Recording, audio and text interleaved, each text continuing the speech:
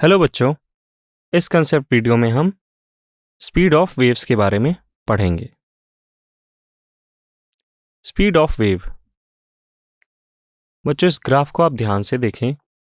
Red colour से हमने wave की इनिशियल पोजीशन मार्क कर रखी है।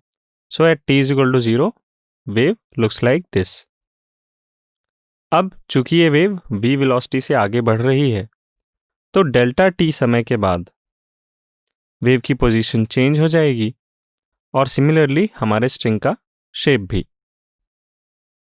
अब डेल्टा टी टाइम के बाद चूंकि वेव v वेलोसिटी से आगे बढ़ रही है, तो डेफिनेटली वह कुछ distance, linear distance along the direction of propagation cover करेगी और यह डिस्टेंस डेल्टा x के बराबर होगा।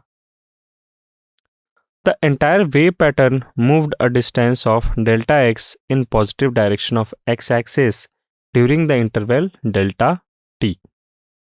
So the wave speed is v is equal to limit delta t tends to 0 delta x by delta t which is equal to dx by dt। हम इस तरह के अप्रोक्सीमेशन से वेव की speed को रिप्रेजेंट कर सकते हैं। As the wave moves, each point of the moving waveform retains its displacement y. If a point A retains its displacement as it moves, the phase must remain constant.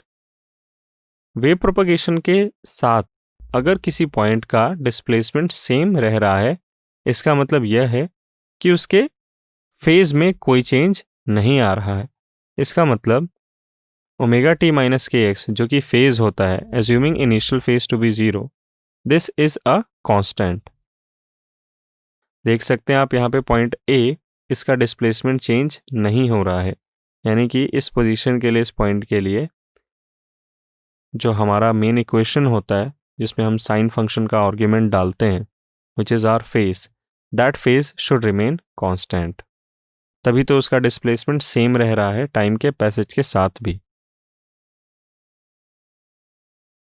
तो चूंकि omega t minus k x constant है, to find the wave speed v, differentiating the equation with respect to t, तो इसको अगर हम differentiate करें तो हमें मिलेगा omega minus k d x by d t is equal to 0। It implies dx by dt is equal to omega by k, which is equal to the speed of wave propagation. Now, omega is equal to 2 pi by capital T and k is equal to 2 pi upon lambda. So, on solving, we get lambda upon capital T or lambda into nu is equal to v. So, wave velocity is equal to product of its wavelength and its frequency. Wave speed on a stretched string. बच्चों, यहाँ पे हम analyse करने वाले हैं कि एक stretched string से अगर हम कोई डिस्टर्बेंस उसमें देते हैं तो उसमें जो वेव प्रोपगेट होती है उसकी स्पीड कैसे निकाली जाए। The speed of a wave is related to the wave's wavelength and frequency by this relation, but it is set by the properties of medium. यानी कि कितनी वेवलेंथ होगी, क्या फ्रीक्वेंसी का ऑसिलेशन होगा, ये सारे पैरामीटर्स तो मटेरियल मीडियम की प्रॉपर्टीज से सेट होते हैं। The mediums mass, inertial property and elastic properties determine how fast the wave can travel in the medium. यानी कि अल्टीमेटली इसी बात की चर्चा हो रही है कि मटेरियल मीडियम की इलास्टिक और इनर्शियल प्रॉपर्टीज डिसाइड करती हैं कि वेव कितना तेज या कितना धीरे प्रोपगेट करेगी। तो अल्टीमेटली इस बात से ये अनुमान लगाया जा सकता है कि निश्चित तौर पर इनकी प्रॉपर्टीज की हेल्प से हम वेलोसिटी निकाल सकते हैं। आइए देखते हैं। अगर डायमेंशनल एनालिसिस किया जाए तो for the mass we use the mass of string element which is represented by mass m of string divided by the length l of string। यानी कि हम लीनियर मास डेंसिटी निकाल रहे हैं which is represented by symbol mu। So mu is equal to m by L, where m is the mass of string and L is the length of string. Dimensions क्या होंगे mu के? m L की power -1.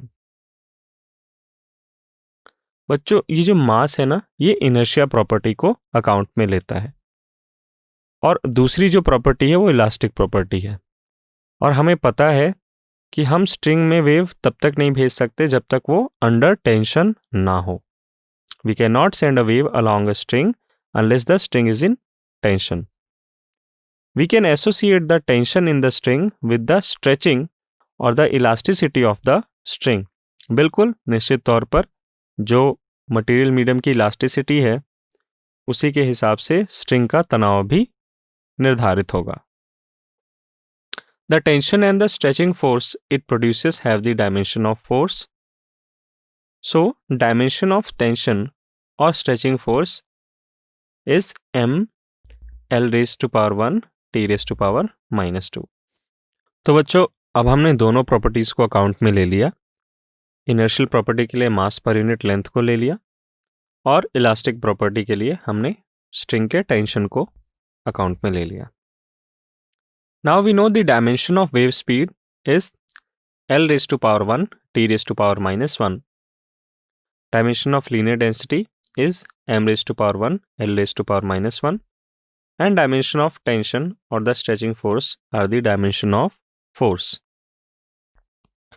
The goal here is to combine mu and tau in such a way as to generate V. बच्चों mu एक बार फिर से दोहराना चाहूँगा, मास पर यूनिट लेंथ जो कि इनर्शियल प्रॉपर्टीज को रिप्रेजेंट करता है, टाउ यानी कि टेंशन इन दी स्ट्रिंग जो कि इसकी इलास्टिक प्रॉपर्टीज को रिप्रेजेंट करता है। बच्चों ये एग्जैक्ट डेरिवेशन नहीं है बल्कि ये एक एनालिसिस है। A little juggling of various combination suggest that, जो कि स्पीड के dimension L raise to power t-1 होते हैं, तो अगर हम टाउ और म्यू का रेशियो लें, tau upon mu is L raise to power 2 t raise to power -2, तो इसका जो स्क्वायर रूट होता है वो हमें वेलोसिटी या स्पीड की डायमेंशंस देता है। Thus, if tau and mu are assumed to be the only relevant physical quantities, we can say that v is equal to c times of square root of tau upon mu. हमने यहाँ पे एक c constant ले लिया है जिसकी value हमें नहीं मालूम, वो एक्चुअल डेरिवेशन से मालूम चलेगी। सो एक्चुअल डेरिवेशन करने पर हमें मालूम चलता है कि c की वैल्यू 1 निकल कर आती है। तो फाइनल फार्मूला आपके सामने आता है v is equal to square root of tau upon mu, where tau is the tension in the string and mu is the mass per unit length of string.